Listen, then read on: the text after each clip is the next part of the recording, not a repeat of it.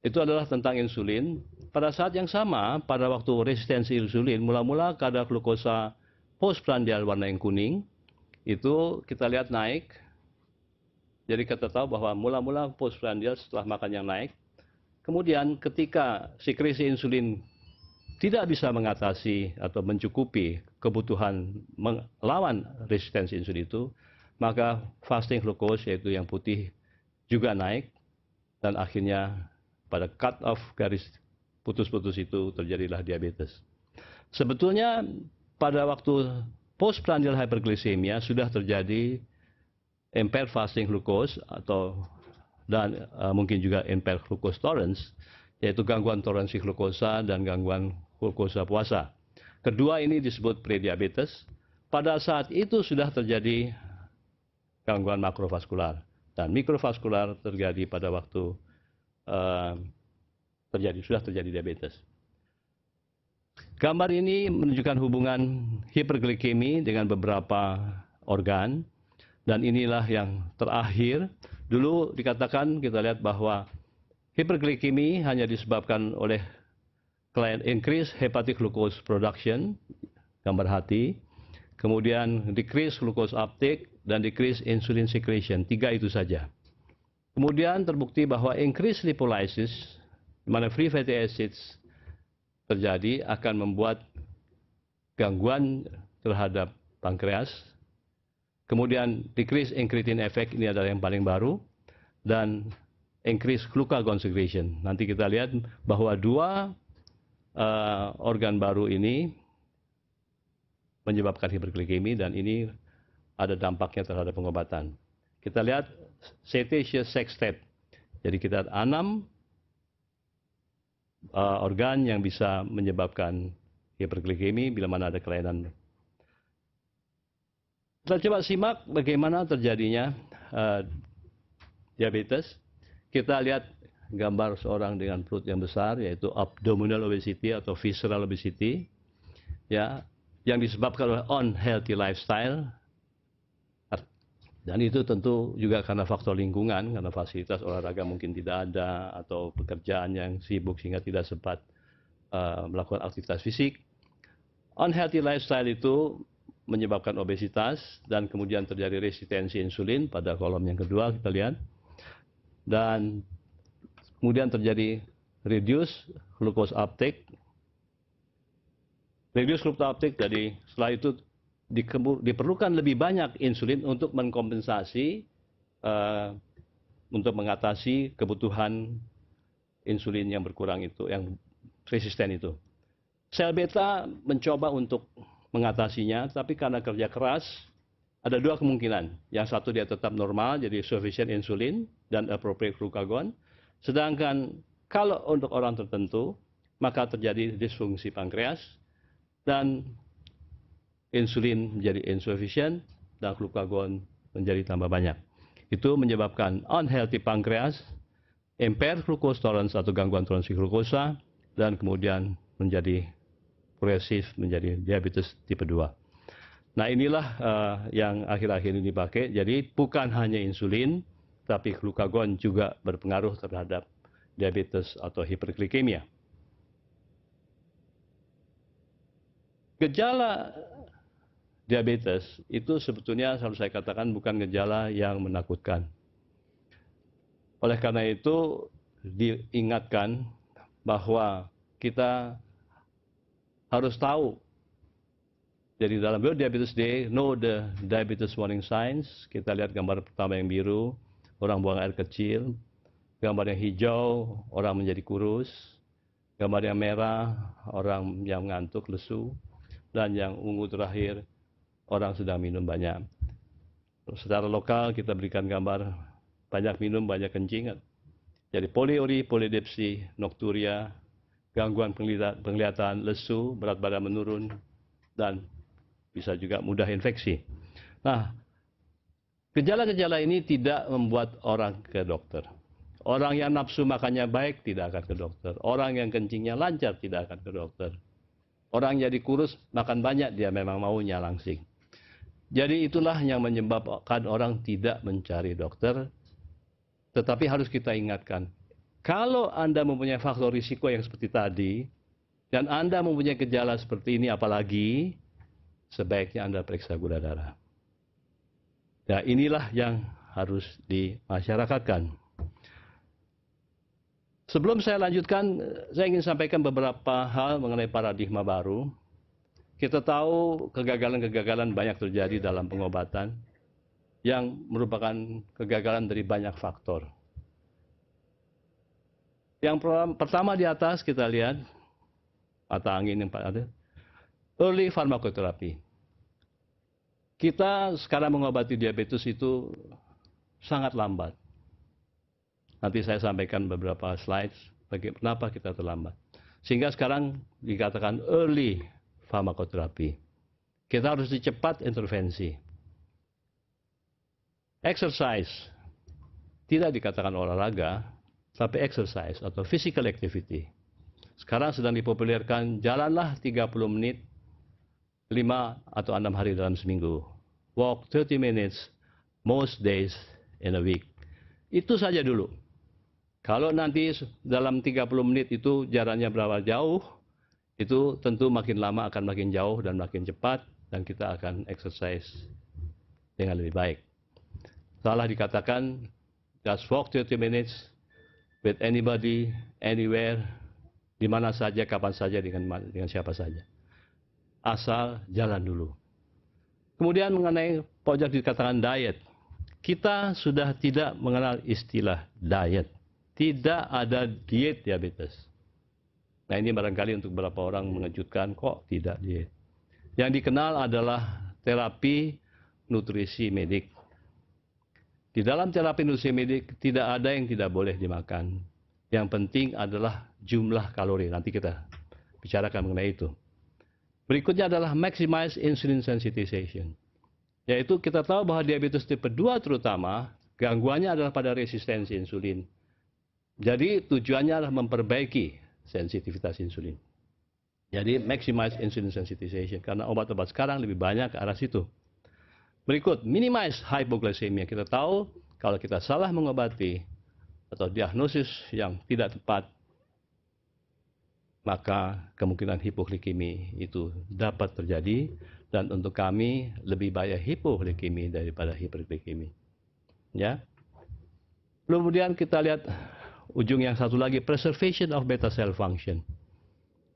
Semua obat yang diberikan sekarang itu bukan semua. Sebagian besar obat adalah tidak memperhatikan sel beta. Sehingga sekarang obat-obat sekarang memperhatikan kalau obat itu selain bisa menghasilkan sekresi insulin yang lebih baik, tetapi bisa mempreservasi sel beta, maka itu adalah lebih baik. Nanti saya sampaikan bagaimana usahanya. Kemudian berikut, minimize weight gain. Kita tahu obesitas merupakan predileksi untuk diabetes. Kalau dia sudah bisa turunkan berat badannya, maka akan lebih baik. Begitu juga ada obat-obat tertentu yang menaikkan berat badan, sehingga akan memperberat diabetesnya atau mempersulit mengatasi diabetes. Jadi sebaiknya memakai obat-obat yang tidak berpengaruh terhadap berat badan. Yang terakhir adalah utilize agents and combination to target multiple physiologic defects. Kita tahu bahwa seperti tadi ada 6 defect, dan masing-masing defect bisa diatasi secara farmakologi. Oleh karena itu lebih baik dikombinasi daripada obatin satu-satu. Itulah yang disampaikan dalam paradigma baru.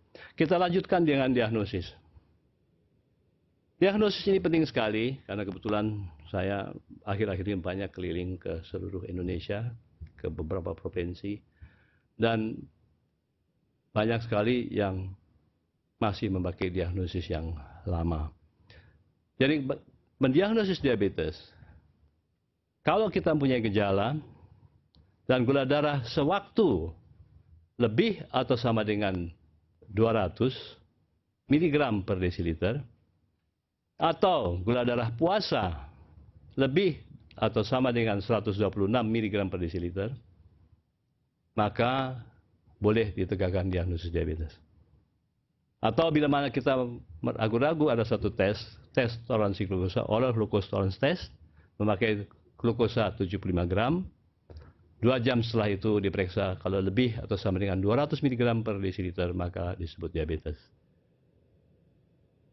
Ini adalah untuk diabetes sendiri. Jadi ingat angka 126 dan 200. Banyak sejawat yang masih pakai diagnosis lama yang berbeda. Pakailah ini karena inilah yang terakhir, seperti terakhir sudah lama. Selain daripada itu, ada beberapa kategori lain mengenai toleransi glukosa. Kita lihat sebelah kiri, itu fasting plasma glucose. Di situ ada kuning diabetes, biru impaired fasting glucose, dan normal merah. Batas daripada normal ke impaired fasting adalah 100 mg per desiliter. Jadi di bawah 100 itu disebut normal. Antara 100 dan 126 impaired fasting glucose, gangguan glukosa puasa. Dan di atas 126 adalah diabetes mellitus untuk fasting. Kalau kita ambil 2 jam setelah makan atau 2 jam setelah loading pembebanan glukosa, maka di atas 200 itu diabetes. Di atas 140 tapi kurang dari 200 adalah impaired glucose tolerance atau gangguan toleransi glukosa. Dan kalau kurang dari 140 untuk 2 jam setelah makan disebut normal. Ingat kembali lagi bahwa ada impaired fasting glucose dan impaired glucose tolerance. Dua-dua ini disebut pre-diabetes. Salah satu juga disebut pre-diabetes. Hanya ini dipakai oleh IDF atau International Diabetes Federation, American Diabetes Association, Perkumpulan Endokrinologi Indonesia, European Association for the Study of Diabetes. Tetapi WHO tidak sepakat dengan hal ini. Mereka mengatakan there is no such thing as pre-diabetes. Yang ada adalah intermediate hyperglycemia. Dan begitu juga cut off yang 100, mereka katakan cut off-nya adalah 110, tidak 100. Nah ini penting, kita lihat di sini sekali lagi, glucose tolerance categories. Jadi 100 di sini angka antara IFG dengan normal, WHO mengatakan 110. Ya, jadi IFG dan IGT disebut prediabetes, tetapi WHO mengatakan intermediate hyperglycemia.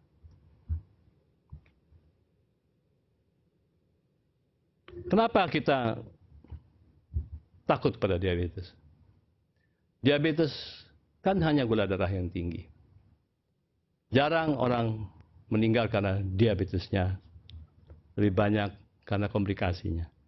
Mari kita simak beberapa komplikasi dan impact daripada diabetes. Dikatakan bahwa diabetes adalah dikatakan leading cause of new cases of end-stage renal disease, 2 to 4-fold increase in cardiovascular risk, leading cause of new cases of blindness in working age adults, the leading cause of non-traumatic lower extremity amputation. Sebetulnya kalau kita lihat secara sederhana, diabetes itu komplikasi cuma 2. Makro dan mikrovaskular. Tapi kebetulan yang makro itu kenanya otak, jantung, kaki. Yang mikro kebetulan kena mata, ginjal, dan syaraf ya. Akhirnya urusannya tidak enak. Kenapa ini bisa terjadi?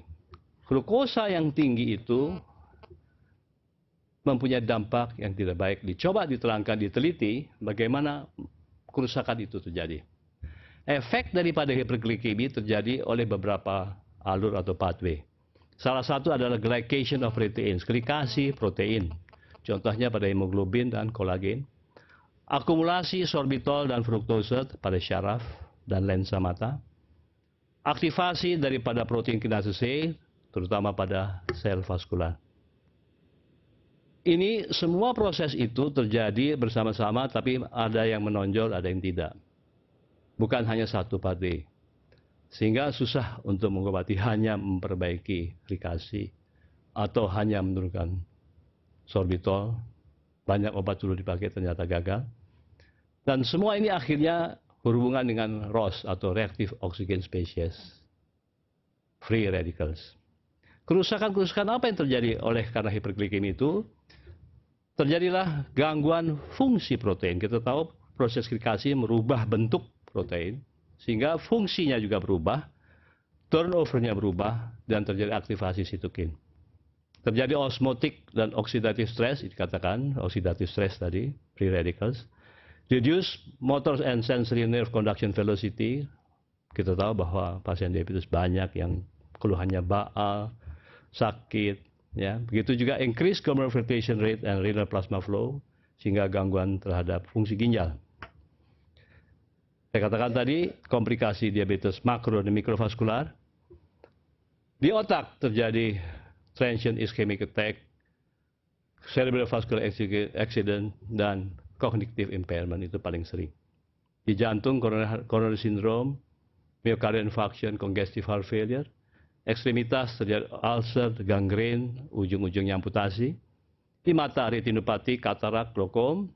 Ginjal, nefropati, ditandai dengan mikroalbuminuria, kemudian jadi cross albuminuria, akhir-akhirnya kidney failure, chronic kidney disease. Di syaraf, peripheral dan autonomic neuropati, itu yang hubungannya nanti banyak berhubungan dengan amputasi.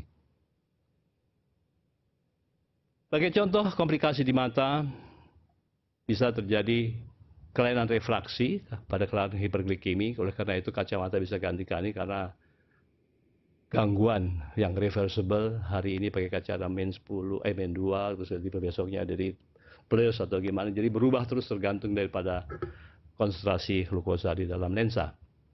Diabetic retinopati yang paling sering terjadi, dan itu sangat menakutkan kalau tidak terkendali. Banyak mekanisme yang bisa diterangkan. Kemudian juga prematur katarak, jadi lebih muda diabetes katarak. Terjadi perdarahan pada retina, ini yang paling sering terjadi, yang paling membahayakan, dan ujung-ujungnya kebutaan. Bagaimana mengenai ginjal? Ginjal kita tahu justru terjadi pada gangguan pada glomerular, dan jarang sekali kelainan ginjal itu berdiri sendiri, dan umumnya bersama-sama retinopati. Makrovaskular itu adalah yang juga menakutkan. Akhir-akhir ini memang banyak dibicarakan kata bahwa diabetes is vascular disease. Diabetes penyakit vaskular. Kita tahu bahwa memang menakutkan karena menyebabkan kematian. Tetapi saya lebih concern, atau ya, mikroangiopati itu lebih menakutkan. Mikroangiopati menyebabkan gagal ginjal, cuci darah. Retinopati menyebabkan kebutaan. Seorang dengan diabetes yang buta, yang cuci darah. Beban akan menjadi untuk dirinya sendiri, untuk keluarga, dan untuk negara. Karena orang yang tidak jadi produktif menjadi beban cuci darah seumur hidup. Nah, itulah kita lebih banyak harus memperhatikan. Komplikasi makrovaskular, jadi accelerated atherosclerosis, dan ya itu hubungannya dengan penyakit jantung. Dan satu lagi yang banyak sekali kita temukan di Indonesia adalah diabetic foot. Perubahan struktur bentuk kaki, analgesia atau tidak terasa, sehingga kalau dia tendang batu pun jalan terus, injek paku jalan terus. Ischemi, sakit, jalan sedikit aja udah sakit. Tegang kering-kering.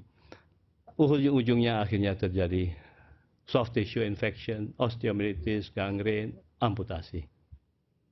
Itu yang biayanya sangat mahal dan disebabkan oleh beberapa hal. Kita lihat di gambar sini, neuropathic heel ulcer, ischemic ulcer kanan.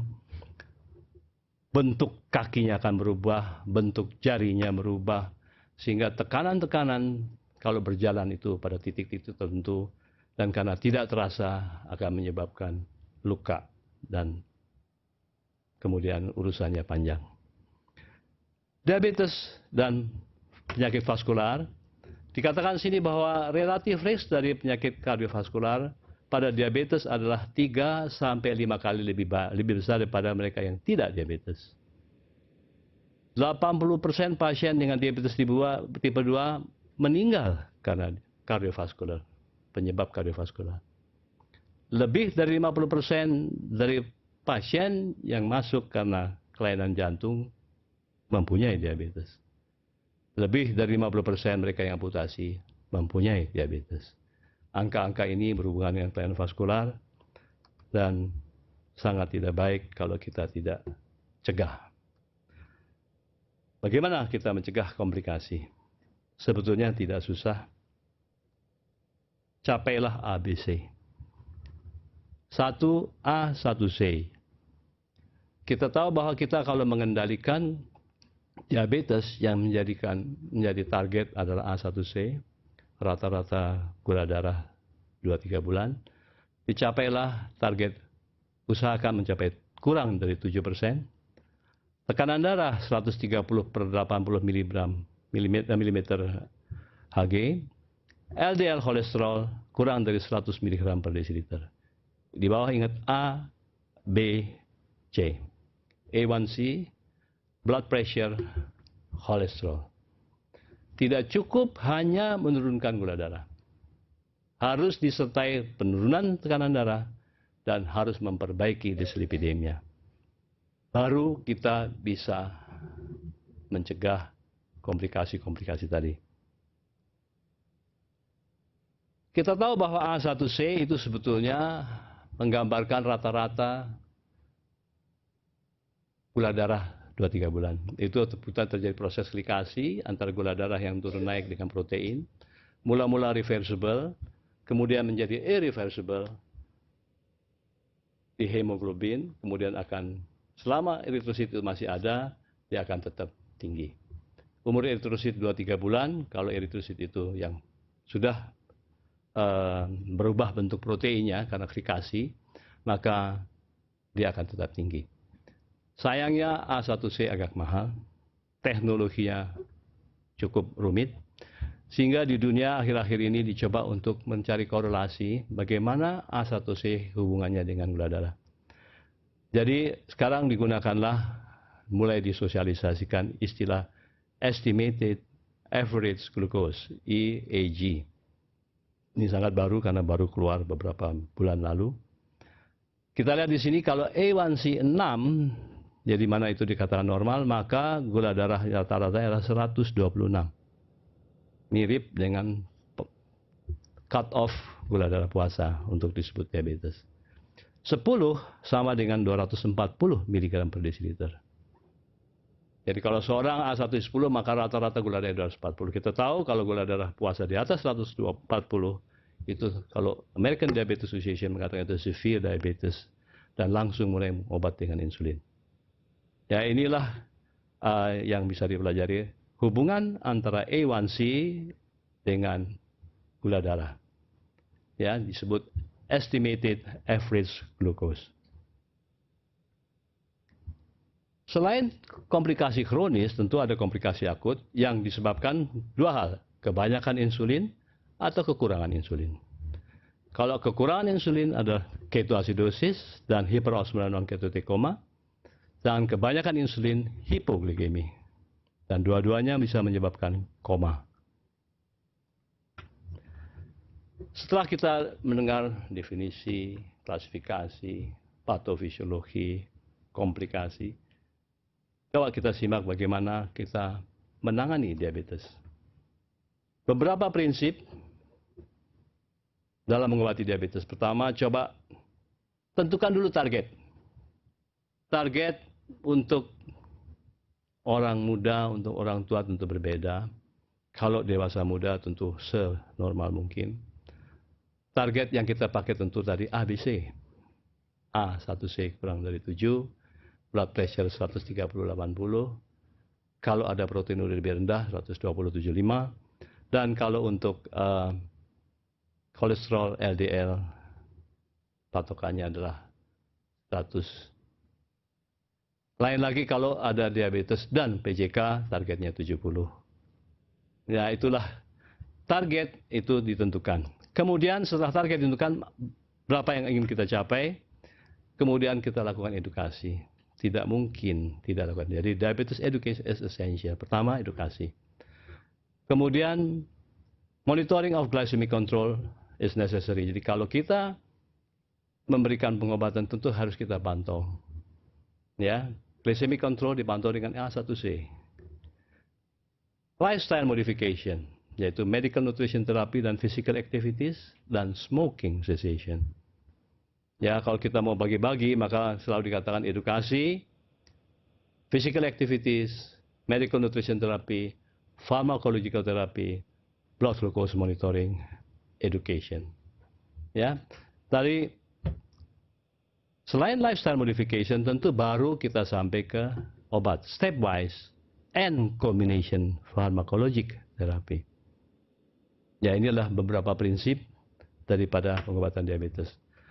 Kalau kita bicara medical nutrition therapy secara umum, saya kata-kata anything you can eat, yang penting total calories. Nah, total calories kalau bisa tentu karbohidrat 60-70%. Kalau bisa ada serat jauh lebih bagus, minimum dari 20 gram per 1000 kilokalori. Fat 20-25%, protein 10-15%, garam atau sodium kurang dari 3000. Vitamin dan mineral suplemen tidak selalu diperlukan kalau balanced diet. Ya, jadi ingat bahwa total calories bisa berasal dari karbohidrat, lemak, dan protein, tapi total calories yang penting. Physical activities, aerobic exercise tentu lebih baik. Ya, untuk beberapa hal bisa dilakukan sedikit resistance anaerobik, tetapi yang penting adalah aerobic exercises. Physical activities dengan makan dibandingkan untuk exercise kombinasi dengan caloric restriction, nah ini akan memodifikasi visceral fat dan distribusi body fat dan memperbesar massa otot. Ya, apple shape dan pear shape antara wanita dan pria atau laki-laki dan perempuan itu gambaran yang digunakan sebagai contoh. Semua ini tentu kita ingin mencapai target pengobatan. Tadi adalah kalau kita kasih obat, apa sih yang ingin dicapai? Pertama adalah tentu kita harus mengurangi gejala. Orang yang kencing terus malam hari atau buang air kecil malam hari 4-5 kali akan kurang tidur. Jam 12 sampai jam 6 pagi kalau dia buang air kecil 3 kali saja, baru mau tidur berkencing lagi, akhirnya pagi harinya lesu. Lesu bukan karena apa-apa, karena nggak tidur.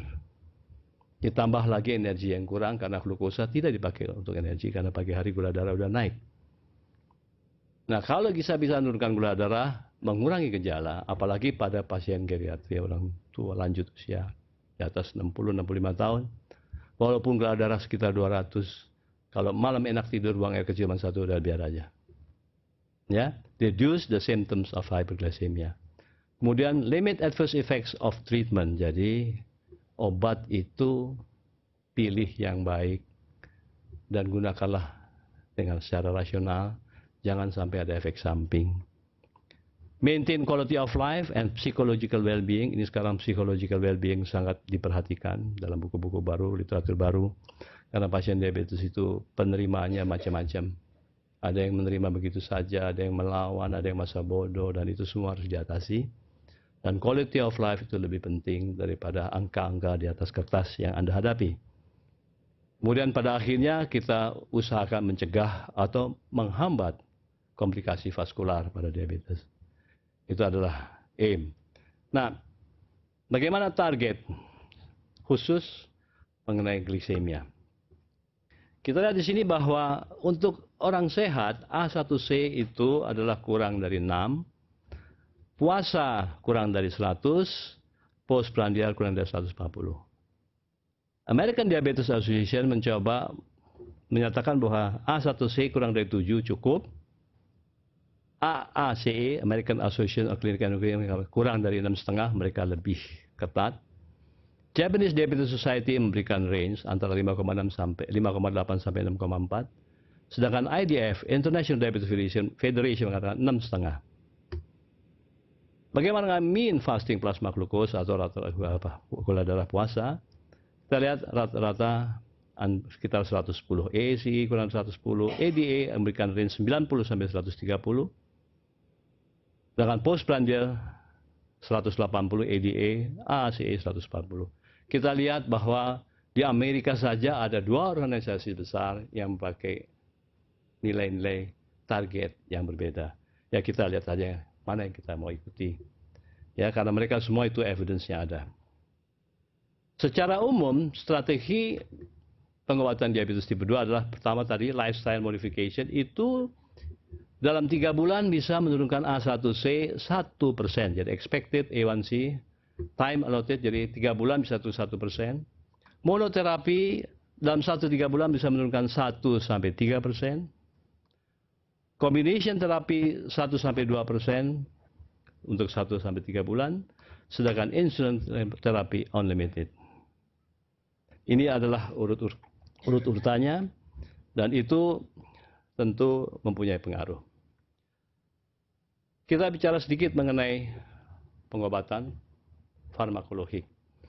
Jadi untuk diabetes tipe 2, katakan tipe 2, ada beberapa, karena tipe 1 harus pakai insulin. Dan tipe 2, yang 99% mereka dengan diabetes tipe 2 adalah gangguan pada sekresi insulin dan resistensi insulin. Ada 5 kelompok insulin secretagogue, briguanide, alpha hydroxylase inhibitor, glitazone, dan incretin yang terakhir. Secretagogue ada 2 macam, ada yang sulfonylurea, ada yang non-sulfonylurea, ada epaglinide, retaglinide. Briguanide hanya ada metformin. Alpha hydroxylase inhibitornya ada acarbose. Glitazone, pioglitazone, dan rosiglitazone yang akhir-akhir ini akan bermasalah.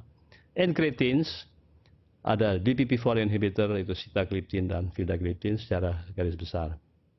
Coba kita simak sedikit mengenai insulin secretagogues. Cara kerjanya adalah meningkatkan insulin basal dan postprandial atau prandial. Efikasinya tergantung dari fungsi sel beta. Jadi kalau tidak punya sel beta, nggak ada gunanya, karena dia merangsang sel beta mengeluarkan insulin. Bagaimana kekuatannya? Sulfonylurea, repaglinide bisa menurunkan A1C 1-2%, ataglinide hanya 0,5 sampai 1%, yang paling lemah. Bedanya repaglinide dan ataglinide ada short on, short off, short acting, jadi diberikan 3 kali, dan sulfonylurea bisa 1-2 kali, tergantung dari generasinya. Efek samping sulfonylurea adalah penambahan berat badan, weight gain, yang untuk kasus tertentu alergi. Risiko yang paling berat adalah hipoglikemi. Metformin merupakan satu obat dari golongan biguanide. Cara kerjanya decrease hepatic glucose production, mengurangi produksi glukosa di hati. Efikasi juga tergantung sedikit daripada